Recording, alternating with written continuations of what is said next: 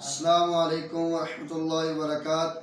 الحمد للہ الذی انجز وعدا ونصر عبدا وهزم الاحزاب وعد كل اما بعد۔ اعوذ باللہ من الشیطان الرجیم، بسم اللہ الرحمن الرحیم۔ ان تبدوا الصدقات فنعما ہی۔ ہر قسم کی حمد و ثنا اللہ رب العزت کی ذات کے لیے خاص۔ درود و سلام جناب محمد رسول اللہ صلی اللہ علیہ وآلہ وسلم کی ذات اقدس پہ۔ محترم ناظرین کرام، اللہ رب العزت نے انسان کو جو مال دیا ہے،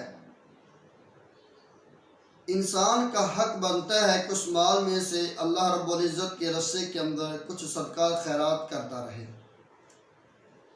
جو انسان اللہ کے رستے کے اندر صدقہ خیرات کرتا ہے، اللہ رب العزت اس انسان کے مال کے اندر کبھی کمی نہیں آنے دیتے۔ اللہ رب العزت صدقہ کرنے والے انسان کی دعا کو بھی قبول کرتے ہیں۔ صدقہ کرنے والے انسان کو اللہ رب العزت پریشانیوں، غموں، مصیبتوں سے بھی اللہ مالک العلام ذوالجلال والاکرام بچا کے رکھتے ہیں۔ اور جو انسان صدقہ خیرات کرتا رہتا ہے، اللہ رب العزت فرشتوں کی ڈیوٹی لگا دیتے ہیں کہ میرے فرشتوں، تم نے میرے اس بندے کے مال کی، جان کی، عزت کی حفاظت کرنی ہے۔ یہ کون شخص ہے جس کے مال کی، عزت کی حفاظت ہو رہی ہے؟ یہ وہ انسان ہے جو صدقہ خیرات کرنے والا ہے۔ آئیے حضرات، میں آپ کے سامنے صحیح مسلم کی ایک روایت رکھنا چاہتا ہوں۔ حدیث کے راوی ہیں حضرت ابو ہریرہ رضی اللہ تعالیٰ عنہ، حدیث کے راوی ہیں۔ بیان کرتے ہیں کہ ایک شخص صحرا میں سفر کر رہا تھا کہ اچانک آسمان کے بادلوں میں سے آواز سنائی دی، اس کی حدیقت فلان، کہ فلاں شخص کے باغ کو پانی لگاؤ۔ پھر کیا دیکھتا ہے؟ بادلوں میں سے پانی برسنا شروع ہو جاتا ہے۔ کالے پتھریلے پتھروں کے اوپر پانی برس رہا ہے۔ پھر وہ پانی ندیوں نالوں میں ہوتا ہوا ایک باغ میں گیا۔ وہ شخص بھی پانی کے ساتھ ساتھ چلا جا رہا ہے۔ ناظرین توجہ کے ساتھ سنیے، وہ بھی پانی کے ساتھ جا رہا ہے، ساتھ ساتھ باغ میں پانی پہنچا۔ وہ شخص بھی باغ میں دیکھا کہ ایک شخص جس نے بیلچہ اپنے کندھے پہ اٹھایا ہوا ہے اور وہ نالیاں بنا رہا ہے۔ وہ سوال کرتا ہے، آپ کا نام کیا ہے؟ نام بتلایا گیا۔ کہا، آپ کا نام میں نے بادلوں میں سے سنا ہے اور آواز آئی ہے فلاں شخص کے باغ کو پانی لگا کر کے آؤ۔ تو کون سا ایسا کام کرتا ہے کہ اللہ رب العزت نے تیرے اس باغ کی حفاظت کے لیے بادلوں کی بھی ڈیوٹی لگا دی کہ وہ بھی پانی کو برسائیں، فرشتوں کی ڈیوٹی لگا دی وہ تیرے مال کی حفاظت کرے۔ وہ کہنے لگا، اگر آپ نے پوچھا ہے تو سن لو، یہ باغ ہے میرا۔ جب اس کا پھل پک جاتا ہے اور اس پھل کو 3 حصوں کے اندر میں تقسیم کر لیتا ہوں، ایک حصہ میں اللہ کے راستے کے اندر صدقہ خیرات کر دیتا ہوں اور ایک حصہ اپنے بیوی بچوں کے اوپر خرچ کرتا ہوں، ایک حصہ سیل کر کے اسی باغ کے اوپر میں لگا دیتا ہوں۔ آئیے حضرات سنیے، یہ وہ شخص ہے جس نے اللہ کے راستے کے اندر صدقہ خیرات کیا ہے ایک حصہ۔ اللہ رب العزت نے بادلوں کی ڈیوٹی لگا دی کہ پانی کو برساؤ، اس کے باغ کے لیے فرشتوں کی ڈیوٹی لگائی اس کے مال کی حفاظت کے لیے۔ اس لیے حضرات، اگر ہم چاہتے ہیں ہمیں پریشانی ہے، اللہ کے راستے کے اندر خرچ کریں۔ اگر ہم دیکھتے ہیں ہمارے گھروں کے اندر لڑائی جھگڑے ختم نہیں ہو رہے، فتنے فساد ختم نہیں ہو رہے، تو ہمیں اللہ کے راستے کے اندر صدقہ خیرات کرنا چاہیے۔ صدقہ خیرات کی برکت کی وجہ سے اللہ پریشانیاں دور کر دے گا، صدقے کی وجہ سے اللہ مصیبتیں دور کر دے گا، صدقے کی وجہ سے اللہ بیماری تندرستی کے اندر بدل کے رکھ دے گا، صدقے کی برکت کی وجہ سے تمہاری دشمنی وہ دوستی کے اندر تبدیل ہو کر کے رہ جائیں گی۔ انسان کو چاہیے کہ صدقہ کرتا رہے، صدقہ کرتا رہے۔ آئیے ایک آپ کے سامنے اور روایت رکھنا چاہتا ہوں۔ ابن حبان کی روایت ہے، ماں عائشہ رضی اللہ تعالیٰ عنہ کے پاس 1,00,000 درہم آتا ہے۔ ماں عائشہ رضی اللہ تعالیٰ عنہ نے 1,00,000 درہم اللہ کے راستے کے اندر صدقہ کر دیا۔ اور کسی نے کہا تھا ماں عائشہ آپ کا روزہ تھا، کچھ رکھ لیتی، رات افطاری کے لیے کوئی گوشت لے آتے، آپ افطاری کر لیتی اور افطاری کے لیے کوئی سامان لے کر کے آ جاتے۔ ماں عائشہ کہتی ہے مجھے تو یاد ہی نہیں تھا، آپ یاد کروا دیتے میں رکھ لیتی، میں تو صدقہ کرتی رہی، مجھے تو یاد تک نہیں رہا۔ یہ ماں عائشہ رضی اللہ تعالیٰ عنہ کی زندگی ہے۔ 1,00,000 درہم ایک ہی وقت کے اندر اللہ کے راستے کے اندر صدقہ خیرات کر دیتی ہے۔ حضرات صدقہ خیرات کی وجہ سے اللہ انسان کی فردی نفلی عبادتیں قبول و منظور فرما لیتے ہیں۔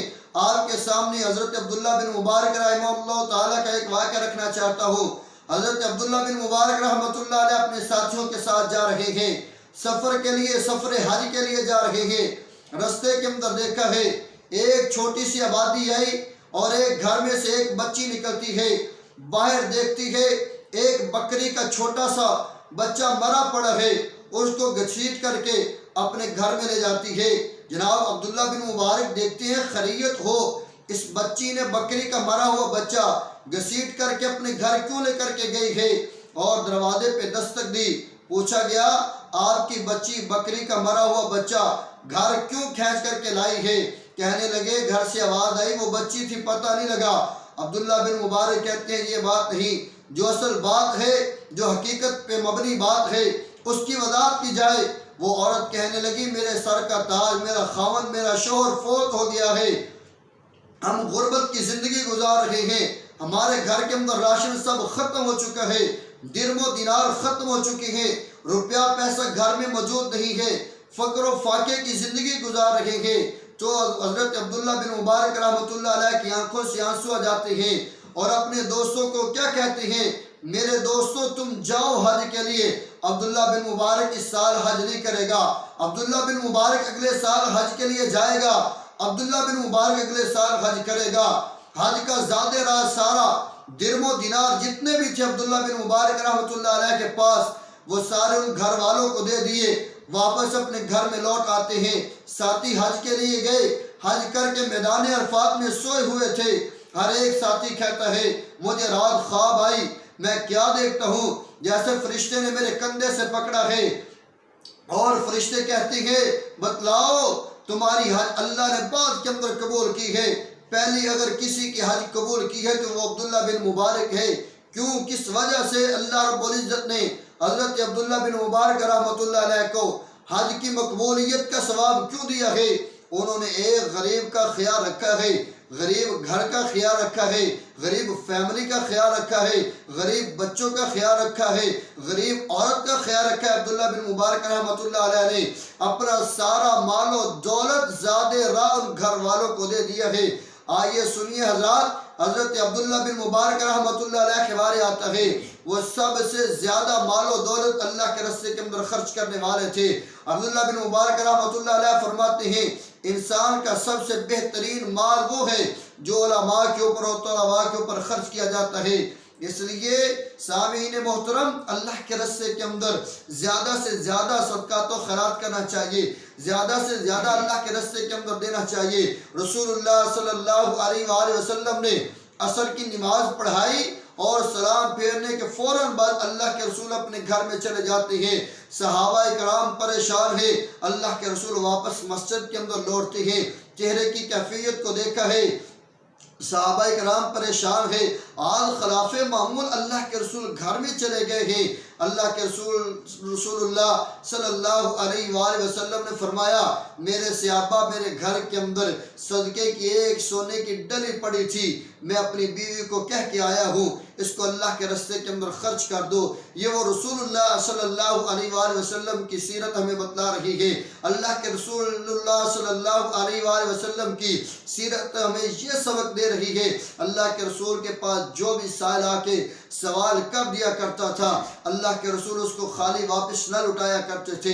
اللہ کے رسول اللہ صلی اللہ علیہ وآلہ وسلم بہت زیادہ کثرت کے ساتھ اللہ کے راستے کے اندر صدقہ خیرات کرنے والے تھے۔ اس لیے حضرات ہمیں بھی چاہیے زیادہ سے زیادہ صدقات و خیرات کریں، اللہ کے راستے کے اندر زیادہ سے زیادہ ہم اپنے مال و دولت کو خرچ کریں۔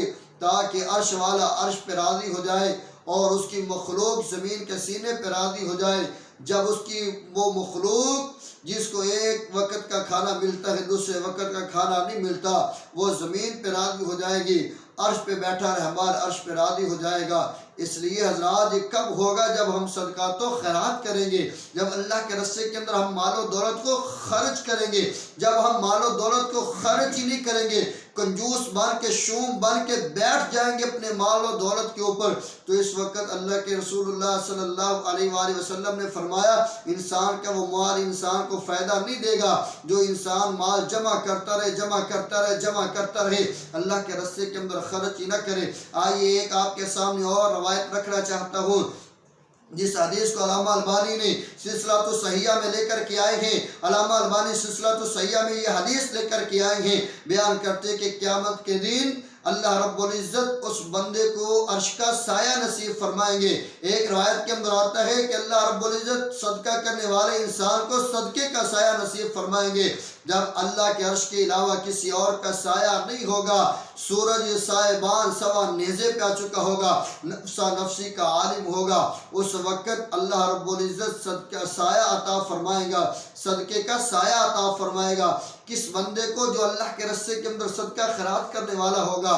جو بندہ اللہ کے راستے کے اندر صدقہ خیرات نہیں کرے گا، اس بندے کو عرش کا سایہ بھی نصیب نہیں ہوگا، صدقے کا سایہ بھی نصیب نہیں ہوگا۔ اس لیے ناظرین، اللہ کے راستے کے اندر زیادہ سے زیادہ مال و دولت کو خرچ کرنا چاہیے۔ انسان اپنی زندگی کے اندر معمول بنا لے کہ میں نے ڈیلی اللہ کے راستے کے اندر بلا ناغہ اللہ کے راستے کے اندر صدقہ خیرات کرنا ہے۔ یہ ضروری تو نہیں کہ انسان کے پاس 1000 روپیہ ہو پھر انسان اللہ کے راستے کے اندر خرچ کرے، یا 2000 ہو پھر اللہ کے راستے کے اندر خرچ کرے۔ اگر آپ کے پاس 10 روپے ہیں، آپ کے پاس 20 ہیں، آپ کے پاس 40-50 ہیں، آپ کے پاس 100 ہے، آپ اللہ کے راستے کے اندر خرچ کرے۔ اگرچہ آپ کے پاس 5 روپے بھی ہیں تو وہ بھی اللہ کے راستے کے اندر خرچ کرو۔ اللہ رب العزت خلوص نیت کے ساتھ کیا ہوا 1 روپیہ بھی اللہ کے راستے کے اندر بڑی وقت اور حیثیت رکھتا ہے۔ 1,00,000 روپیہ بھی اگر انسان ریاکاریت دکھلاوے کے لیے کر دے تو وہ 1 روپیہ بہتر ہے، جو اللہ کے راستے کے اندر اللہ کی رضا کے لیے، اللہ کو خوش کرنے کے لیے، اللہ کی رضا مندی کے لیے، حصول جنت کے لیے انسان اللہ کے راستے کے اندر خرچ کر رہا ہے۔ یہ 1,00,000 روپیہ سے بہتر ہے جو اللہ کی رضا کے لیے انسان 1 روپیہ خرچ کر رہا ہے۔ اللہ سے دعا ہے اللہ میں سمجھ عطا فرمائے، کتاب و سنت کا پابند بنائے، وما توفیق الا باللہ۔